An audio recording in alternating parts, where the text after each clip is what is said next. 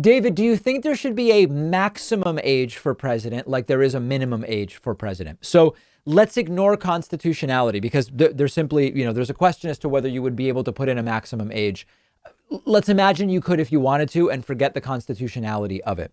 So there's really two questions here. There's two ways we could be thinking of a maximum age. One is we want to have some way of limiting how long people can be in elected office because we don't want career politicians. So as an alternative to a term limit, you could do a maximum age. That's one reason you might want to do it.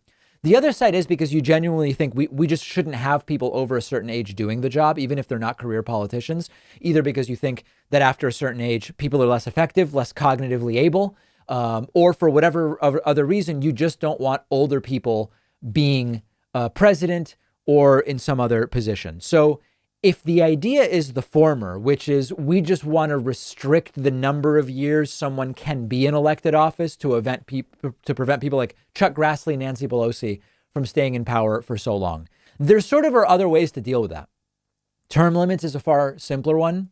Fixing gerrymandering to eliminating so many safe seats where once you become the incumbent, no one from your party or another party is going to knock you out. I think that would reduce how long people stay in power. There are some ideas that having a sort of representative system rather than just individual first past the post, it's either one winner or not, sort of like a percentage based system like they have in other countries would be a way to do it. I'm not so sure about that. But if the idea is just to kind of go the direction of preventing career politicians, I think there are simpler ways than a maximum age and probably more palatable to the public ways.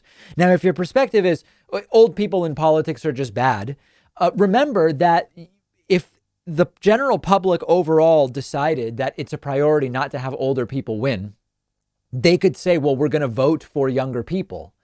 And you don't necessarily have to restrict choice there.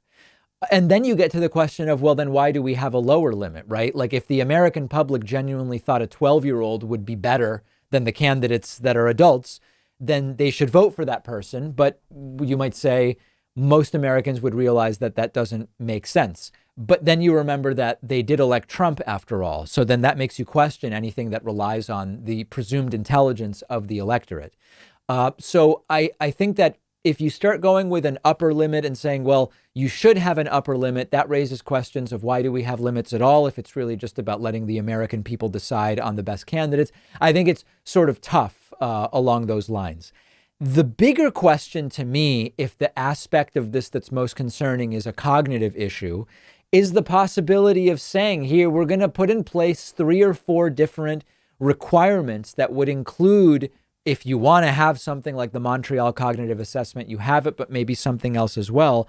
I'm not against it in principle. I think that it does get back to the issue of constitutionality and pragmatics because it'll just never happen. I mean, look, I would like to have a president.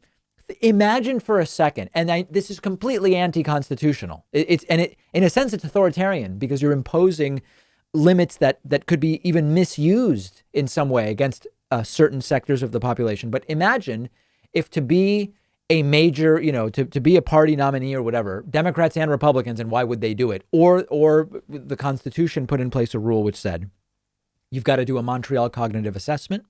You need to do a psych eval, the results of which will be published publicly. And if there's personality disorders or whatever, it's going to be there.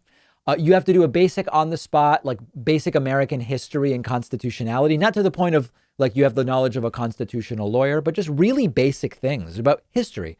Who were the allies and the axis of evil in World War II? Or, just really simple things. Many candidates would immediately be humiliated, or they would actually have to study and take it seriously, and we would end up with more informed candidates. That's super interesting to me, although I think there's an authoritarian aspect to it, and I don't think there's any way that it happens constitutionally. So the answer to should there be an upper age limit, my question to you is, what is the goal? Is it to prevent career politicians? Is it to ensure that our elected officials are cognitively capable?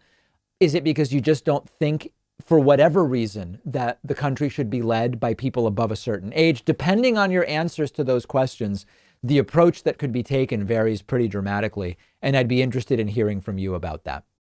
One of our sponsors is privacy.com. They're giving you $5 when you sign up for their completely free service at privacy.com/Pacman. I've been using Privacy for a little over a year now. You've heard me talk about it before.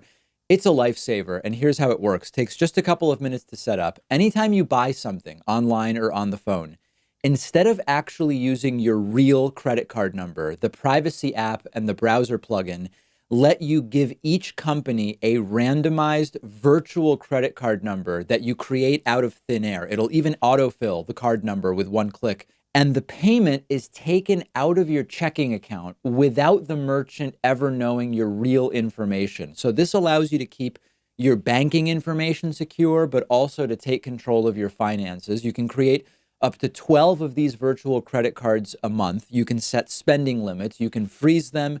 You can delete them anytime you want. So when you do this, it means you're not going to be charged when you don't want to be, because you can destroy the virtual card number right after using it, which, for instance, I love using free trials because I know I won't be charged when the trial is over if I use a virtual credit card number. You're keeping your identity private by not telling companies who you are. You're keeping your bank or credit card info protected against data breaches and identity theft, and it's free. And like I said, you'll get $5 to spend when you sign up at privacy.com/Pacman.